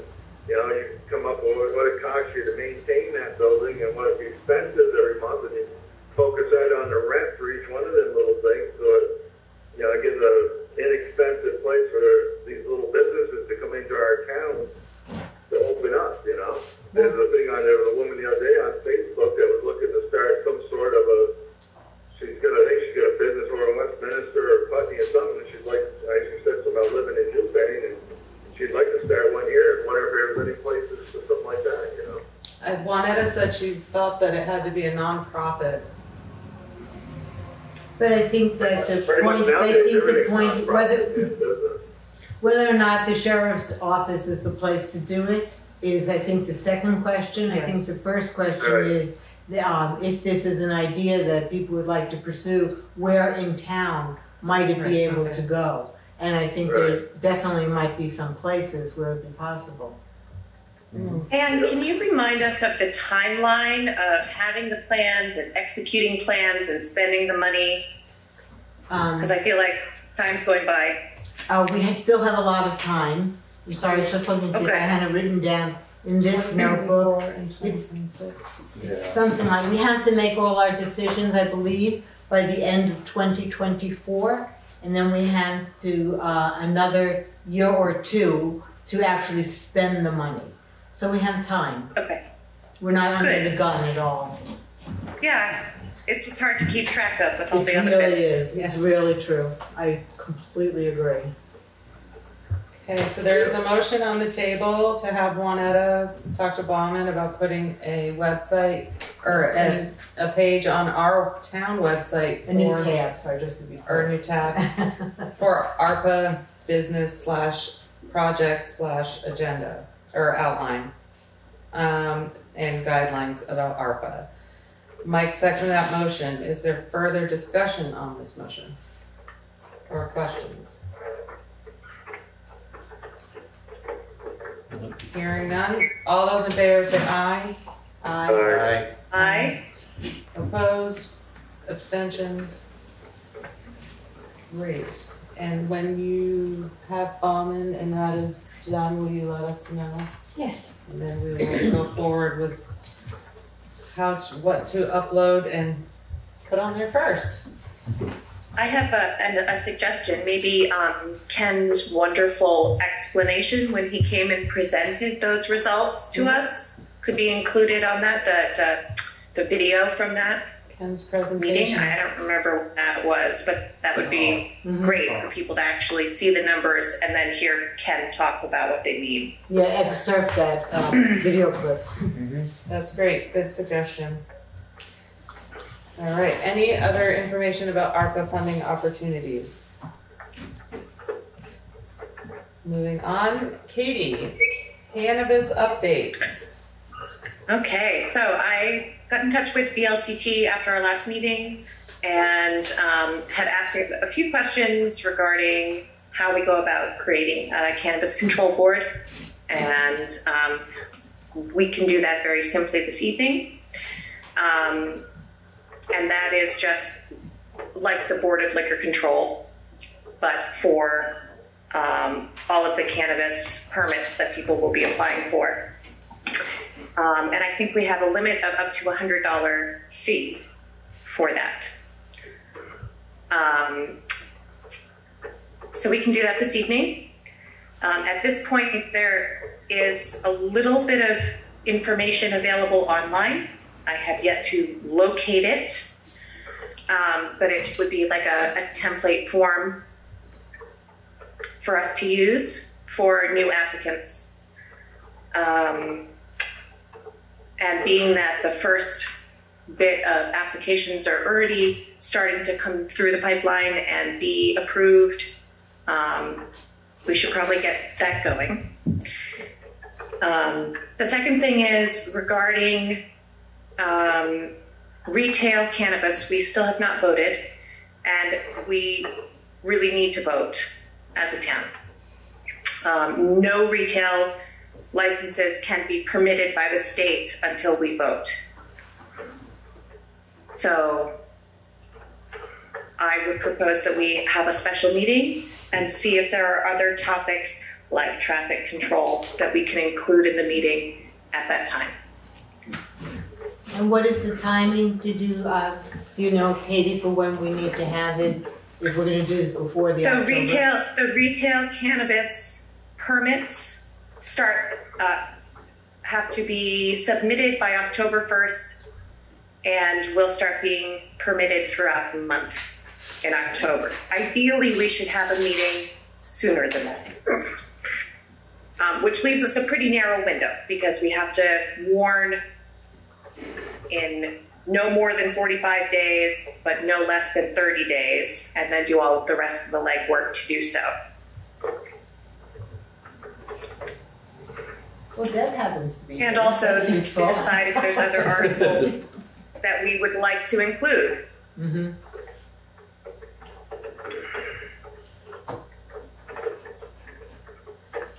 don't think we're going to have a special meeting to vote on the cannabis stuff. I think we'd leave it just at that, you know. So it doesn't, that way you can you have people coming in talking about it. We're not confusing it with everything else, you know. Yeah, that makes sense. Because there's a lot to go on with cannabis and the laws and such.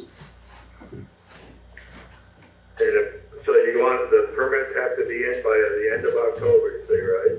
October 1, right? Beginning October 1st is when the permits have to be in by to be given out in the month of October. So I would think you'd have to have something by the 1st of September. So they know if the town is looking forward to, you know, accepting these permits. Mm-hmm. If for any reason the town didn't approve it, then people who might want to put in for it would have to know that. Right. Mm-hmm. So Deb Luskin happens to be sitting here, and if I'm not wrong, she's checking her calendar. Yeah, as long as it's not the week of September 10th through 17th, I'll be there. We can make sure that is good. So I'd say anywhere between the end of August, 1st September. You got Labor Day the 1st of September, so right around the 1st, whatever it is. Labor Day is on the 5th or 6th this year. Labor Day is the 5th of September. You said September 10th? Yeah. Okay. But so that week, I mean, if people would be back, does school start? When does school start again? Probably in August. Gonna start the last week of August, like the 31st. Tuesday, September 6th is probably a good day to have a town meeting, a special town meeting. Everyone's just back if they were away for the... Or the Yeah, what would we do if we had a meeting on this? Would you have like an informational meeting maybe the day before and then have it so people could walk in to vote on this? Yeah. Yeah, I think... Ideally, yes, but... Could I ask, Deb, you're away starting the 10th? The 10th through 17th, I'll be away, September. What if we did an information meeting maybe at our select board meeting and then have a town meeting the next day? We did that with the gravel pit. That was the timing. So we can do the 6th and the 7th? Because our meeting would be the 6th in September. Yes. Right. So Tuesday the 6th, informational. And I guess here and online, and then in person the 7th. Yeah, the Australian ballot and stuff. So would it be Deb? It would be a special meeting. We don't, the whole town, you'd have to have a special meeting to have an Australian ballot. So because we're you could have your informational meeting the 6th. Unless the COVID rules have been extended, we have to have an in-person vote. Yeah. But what if we want an Australian ballot? It has to be in person? It has to be in person unless the town of Newfane has a special meeting to switch to Australian ballot. And then you'd have to warn that now before that happens, and then that would be, and the only way that can be reversed is by Australian ballot. I mean, and then we would never have a town meeting again. Yeah. I would. I don't know. I think it would just make sense to do it the same way we did the gravel pit That was discussion. very effective, and It was some great. people would see whatever the presentation is twice, and some people would just get it at the town, you know, whatever. If there's a presentation, it should be done twice at each one. I guess ideally also if the presentation could be available earlier and posted so that people would have time before that to be able to see it. It could be. I think Winetta can help better with what the rules are. The informational meeting has to happen no more than 10 days before, or I don't know what the space is. The problem with having the two meetings back to back is it doesn't leave very much time for public discussion beforehand. Letters to the editor, discussion among townspeople, or discussion on Front Porch Forum. whatever Right. signs, Maybe whatever it is people want to do. maybe a special meeting on August 29th, the last Monday in August, possibly, to have just a special meeting for the sole purpose of this discussion. You mean, are you talking, so there are two meetings, there's a required That would be an informational meeting, informational. but that's just a hearing Okay, that the select board can run. It has to be warned, but it's just a meeting, it's just a hearing. special meeting. But the vote is the special meeting, and that, Lynn, am I doing okay so far? Am I getting it right? So far. So far, okay. And that gives a week of That would conversation. be a week of conversation. Yeah, the 29th And then the 7th. and then the 7th. Could I just float an idea to see what people think?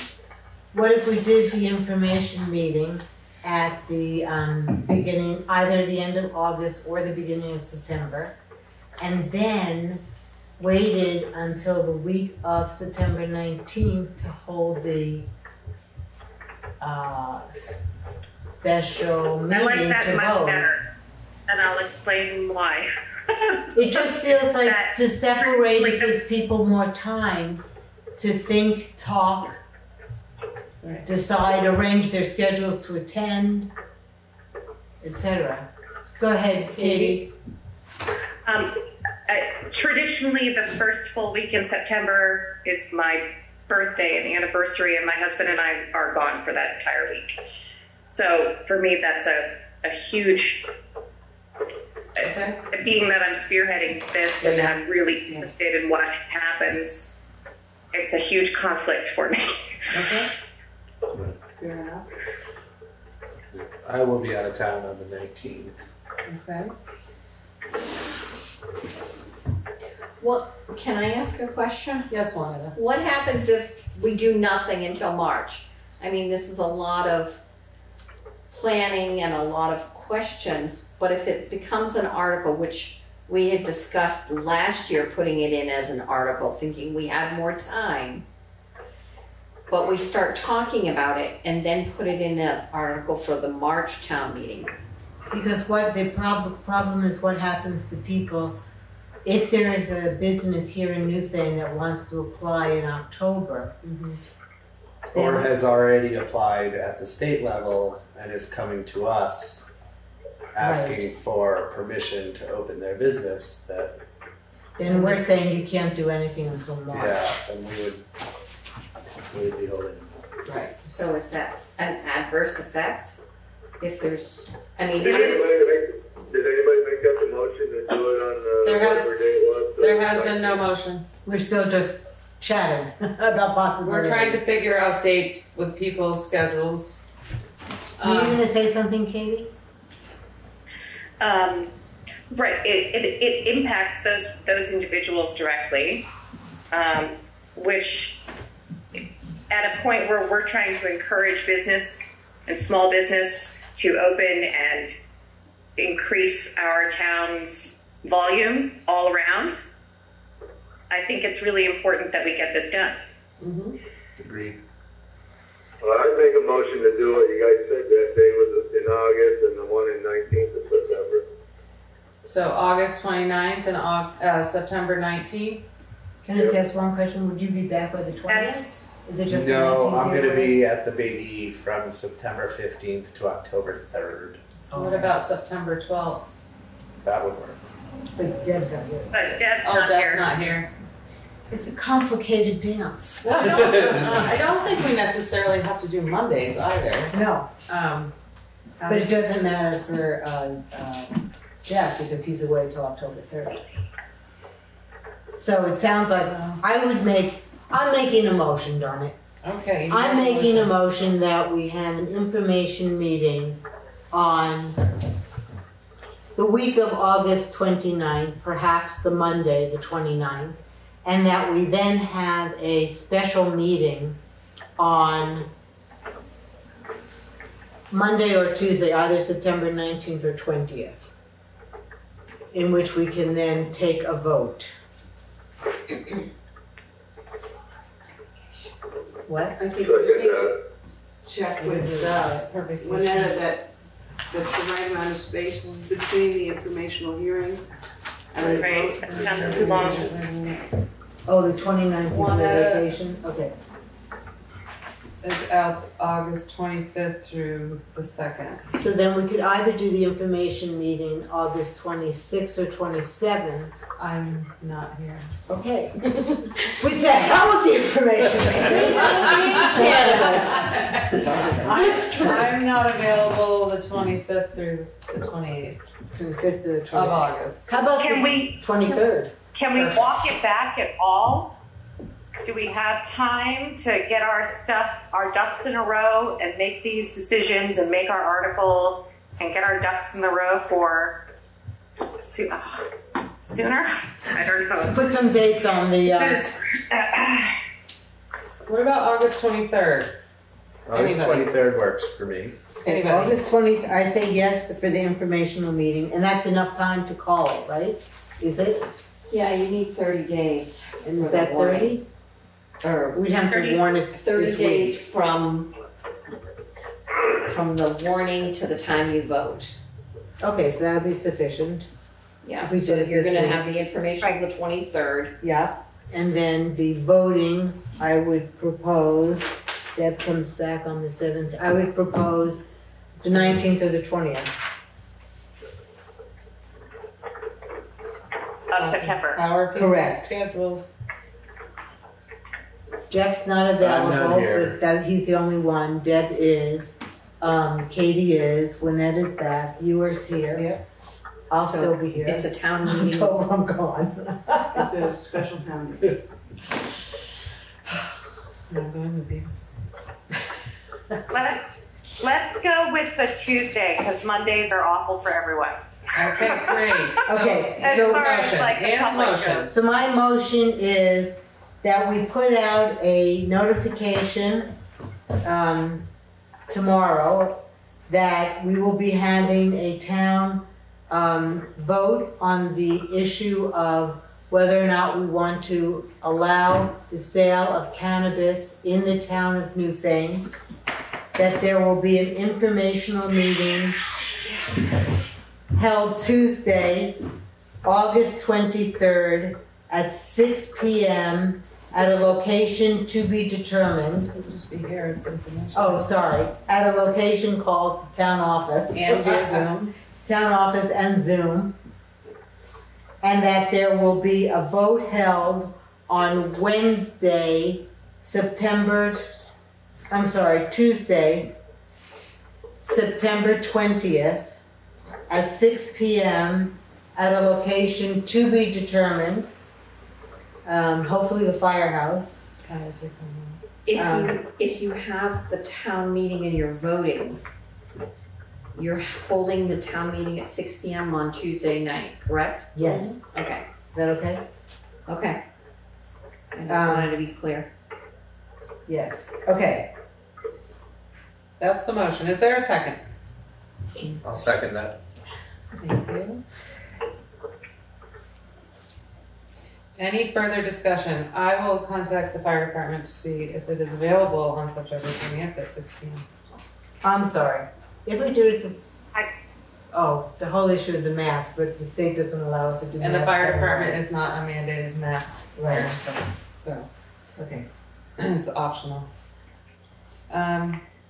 Any further discussion on those dates and the motion? I would like to propose that we also figure out and at least have a discussion with townspeople who come about the speeding stuff and get a feel for how they feel about what an increase in the sheriff's budget might look like, or our policing budget might look like for them.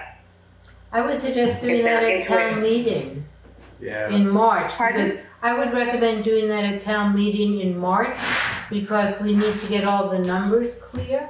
And then we could be presenting a more complete picture of what the option would be and what it would cost. And not only that, but it will be a big discussion during our budget season, and everybody's welcome to come and talk and share their cares and concerns during budget season. Well, my idea was to have the towns feel before we go into budget season. Wouldn't that make sense? How would they feel about that increase? Right. I understand what you're saying. My point would be that the real issue is what is the impact on the bottom line? And so we don't know that until we do the budget. So we wouldn't be able to say we should increase it by 2, 3, 4, 30 times, unless we could then be able, the first question people ask is what's the impact on the bottom line? How much more will I be paying? Right. And we won't know that till we do the budget.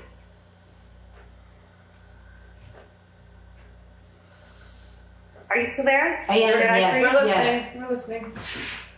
I just was saying that we won't know all that information until we actually do the budget in November. And my personal feeling is to keep the two subjects separate. Yeah. Katie, we could bring it up at select board meetings and tell people that we're going to be discussing it at specific select board meetings and ask people to either attend or send us their thoughts. And so we could find different ways to get feedback as we're going into the budget season. Yes, and we're also going to invite the sheriff and the sergeant both to be present, one or both, at a future meeting to have more in-depth discussions, and hopefully folks will come to discuss their cares and concerns with that when they're present. Is that okay? You don't love it's it. It's going to have to be. I don't know. I feel like we need to do something different because people are very unhappy, and that is very evident. Absolutely. I agree with that. But, okay, we're back to the motion on the table that Ann made the motion to have the informational meeting, the town office and via Zoom, August 23rd at 6 p.m. and then potentially, or have it September 20th with the location, hopefully the fire department, to be announced on September 20th at 6 p.m. In-person voting. In-person voting. Right. You're not gonna have any early voting? We can't. We can only vote at the meeting. Yes. Town meetings can only be in person. Okay. Is there any further discussion on the motion? Can I ask a point of information? Yes. Can you just explain to me why at our town meeting we do vote on articles out? Everyone in town can vote all day long, right? Only for elected officials. So all our elected officials are by Australian ballot. And except for the last 2 years, when due to COVID, we had to vote on the budget. All the articles were voted by Australian ballot. I see, but that was COVID. And, right, and participation dropped greatly. Got it. So, and I guess until 2000, I didn't live in Newfane then, but until about 2000, people voted from the floor for elected officials, and town meeting took all day. And I know that when I lived in Townsend, we did it that way, but rules have changed, and now you actually have to have paper ballots. You still nominate people from the floor, but you have to take paper ballots and count them right there, so that it's quite laborious to go back to floor voting for elected officials. Okay. And if we, I'm sorry, one more point of information. I'm glad of that. If we wanted to switch to Australian ballot for town meetings, we would need to have a separate meeting to make that decision. You could do it at town meeting. It could be an article, a warned article at town meeting. In September? No, not at, well, I suppose you could do it in September, but I'd have to check with VLTC. Okay. I think that would then be, it would then be in place forever. Okay. And the studies that have been done is that as soon as you do that, you have even less participation than you have everybody thinks it's gonna help, but people don't even bother to vote because there's no discussion. That makes sense. I see. So they're more like they're just clueless. Right. So one of the things also been researched heavily in Vermont, it's very well, town meeting behavior is pretty well researched and studied, that if you have a controversial issue or an issue that people have strong feelings about, more people show up. So I don't know exactly what it is about the policing issue that Katie's talking about, but I'd say if you can hold like at least one controversial issue for town meeting, more people will come and talk about all the other things too. But if everything's just, if you're doing your job and you have your pulse on the town and everybody's happy, people don't show up. So we should act outrageously, you're saying? I'm not saying that. I mean, maybe the police budget is too much, but the planning commission has tiny house bylaw or short-term rental bylaw that will pull people in that we can get ready or have people vote on, or I don't know, something else that will bring them in besides just marijuana law, yes or no? You don't think that will bring people in? I think that will. I think a lot of people are going to come. Everyone I know will come. I don't know. You don't think so, Katie? Well, I mean, I've seen the town meeting turnouts for a long time, and there's only about 1/6 of us voting, so I don't know. We had more people at the gravel pit than we had at town meeting. So special meetings do get better turnout. Yeah, and I think this is a big issue that people will want to discuss on both sides of it. Yeah, I totally agree. So back to the motion at hand. We're gonna vote. Are we ready for a vote? Should I repeat the motion, or are we good? You need to repeat it again, please. Repeat it again. So Ann's motion is to hold on August 23rd at the town office and via Zoom an informational meeting at 6 p.m. And then to have a special meeting September 20th at a location to be determined for in-person voting at 6 p.m. In-person voting only. We should Only. clarify. In-person voting only. Special town meeting. Special town meeting. Okay. All right. All those in favor, say aye. Aye. Aye. Opposed? Abstain. Excellent. And you will get that. That needs to go in the paper this week. Correct? Yeah, because it has to be there a couple of days. Within 10 days. So then the next issue would be we have to prepare a presentation for that. I'm happy to help with that. I just want to speak on. So nice to meet you. Good to see you, Deb. Thank you.